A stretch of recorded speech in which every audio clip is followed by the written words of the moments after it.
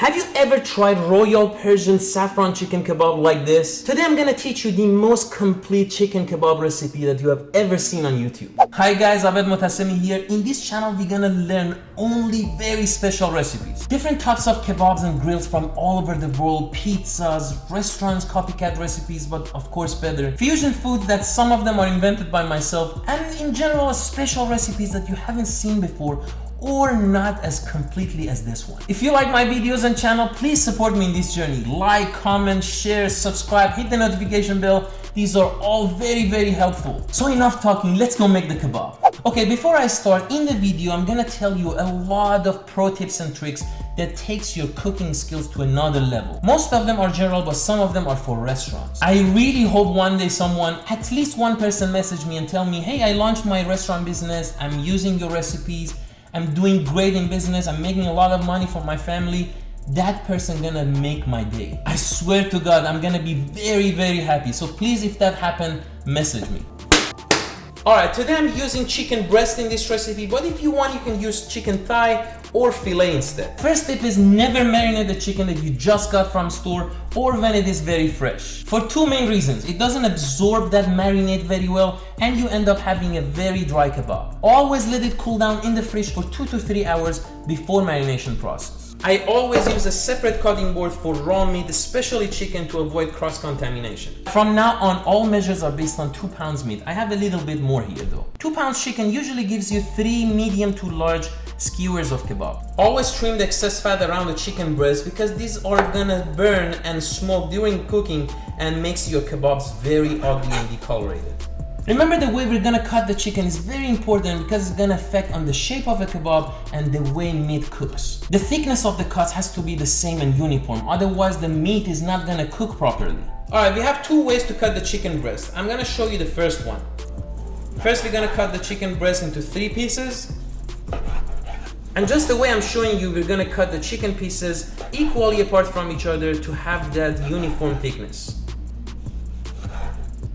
Just like this, all pieces has the same thickness. And this is the way our kebab gonna look like on the skewer. We're gonna start with wider pieces, 4 finger wide, in the middle 3 finger wide, and in the end 2 finger wide. But look, the thickness is all the same. This way the meat piece is gonna cook properly and uniformly. Now I'm gonna show you the second way of cutting, which is butterfly cut. First, the way I'm showing you, lengthwise open the chicken and remember to have uniform thickness all around the chicken. Rotate the chicken breast, 4 finger wide, 1 cut. 3 finger wide, 1 cut. And the rest gonna be 2 finger wide. First, we're gonna start with 4 finger wide. We're gonna cut into small pieces. Then 3 finger wide, cut into small pieces, and in the end 2 pieces wide. And this is how the kebab gonna look like, very similar to the first method. I personally prefer the first method over the second one because you have more control over the cuts and the end result gonna look nicer, but the choice is yours. Wow, smells incredible. This is saffron, the most expensive spice in the world. It's not that expensive, but for spice, it's quite pricey. When we are talking about authentic Persian food and Persian kebab, you have to have saffron, period. It's actually very tasty, has great color and very healthy for you. Now I'm gonna show you how to use saffron. When you buy saffron, it's gonna be like little sticks, but we never use it like this because you're gonna throw away your money. You have to grind it first. Alright, first I'm gonna grind my saffron very well using my grinder machine. If you don't have one of these, use hand grinder or anything in that nature. The result has to be very fine, just like this. Then we put the saffron in a container like this because I'm not gonna be using all of this today, so I'm gonna save the rest.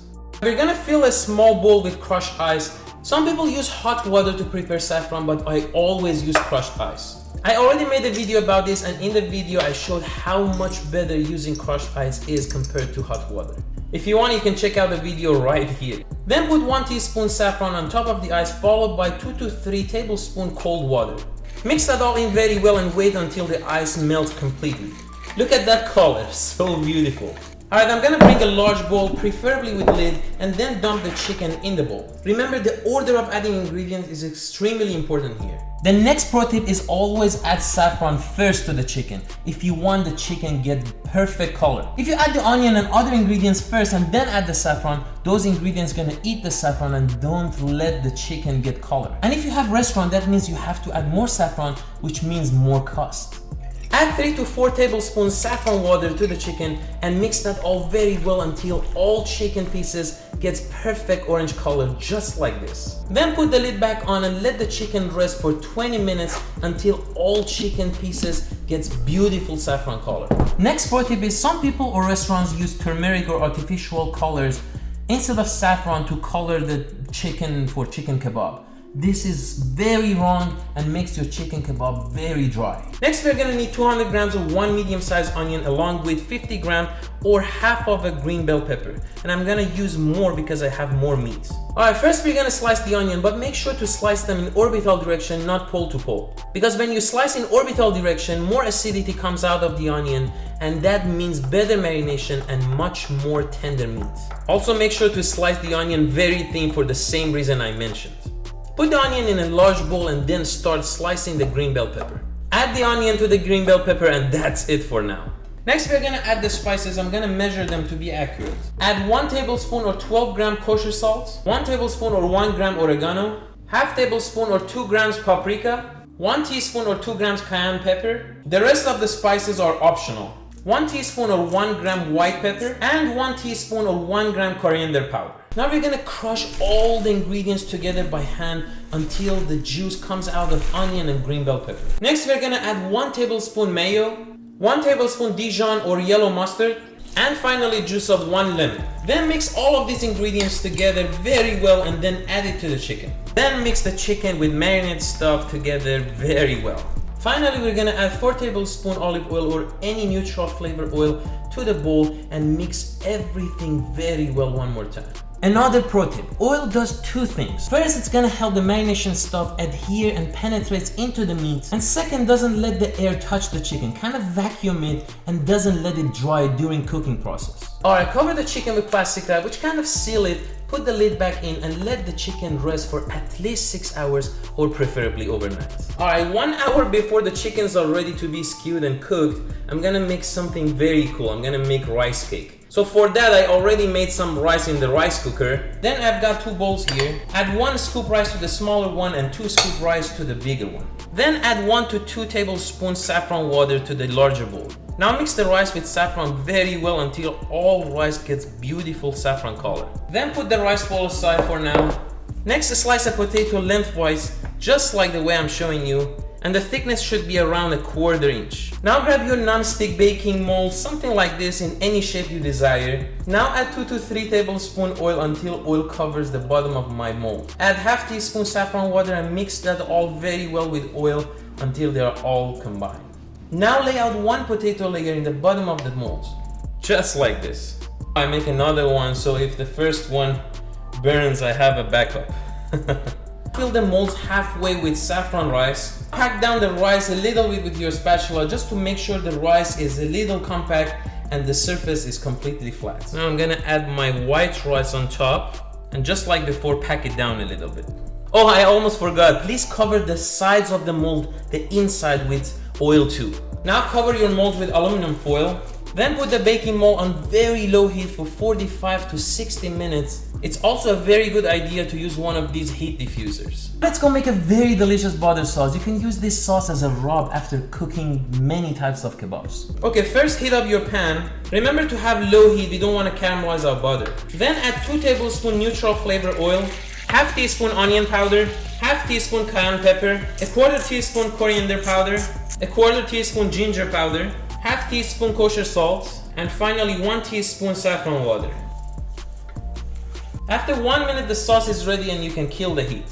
Alright, first we're gonna skew our vegetables, and these vegetables are optional. You can use any types of vegetable. I've got tomatoes, mushroom, 2 types of chilies. As I said, this is completely optional. As you might know, we have different types of skewers. Wooden skewer, aluminum skewer, and my favorite one is stainless steel. This is what I have. I've got these skewers from Iran, so you might not be able to find this here, but I'll find you something and put the purchase link in the description below. Also, the cooking time of different vegetables vary from vegetable to vegetable. So I'm gonna have the mushrooms and tomatoes in one skewer and the chilies on another skewer, because the chili is gonna cook a lot faster. When you wanna skewer the mushroom, if you wanna avoid them from cracking, always poke them from this side, and then while you're skewing, keep them very tight in your hand, just like this.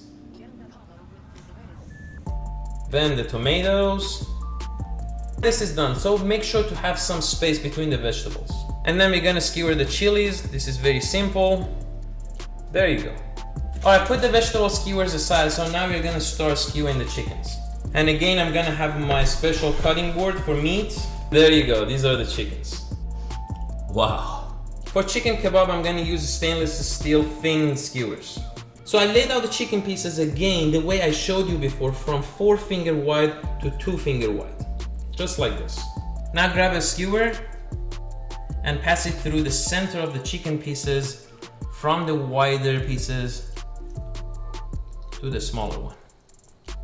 Then push the chicken down with your hands and simultaneously move backwards. Now grab your knife, and the way I'm showing you, trim the excess chickens from the sides. This does 2 things. Makes your kebab look a lot more professional and beautiful, and also doesn't let the excess size burn. Another pro tip, always remove these onions that stick to the chicken, because these gonna burn when we are cooking them. There you go, this is our beautiful saffron chicken kebab. Let's go cook them. For making chicken kebab, we must have low heat. We don't need a lot of charcoal. We also have to turn the skewers every 30 seconds to make sure the chicken is going to cook all the way through. There you go, our chilies are done. 2.5 minutes each side, 5 minutes in total is enough. And there you go, our beautiful saffron chicken kebab that exactly look like very high-end restaurants. Now let's go plate this badass kebab. First, let's plate the rice. Oh my god, look at that color, that crispy rice cake. So awesome. Next, the chicken kebab. Next, we are gonna rub the butter sauce on top of the chicken kebabs. The butter sauce should be hot. Now it's time for the vegetables. A few basil leaves, lime, raw onion, which is Persian tradition. You have to eat raw onion with kebab. I'm kidding, you don't have to. Some olive. In the end, garnish with a little bit chopped parsley. And this is my Persian royal saffron chicken kebab. And that's it for today's video. I hope you guys really like this chicken kebab recipe. I just want to tell you, I really work hard for this video, so please support my channel just by like, comment, share, subscribe, and hit the notification bell. Thank you so much. Have a good one and see y'all next time.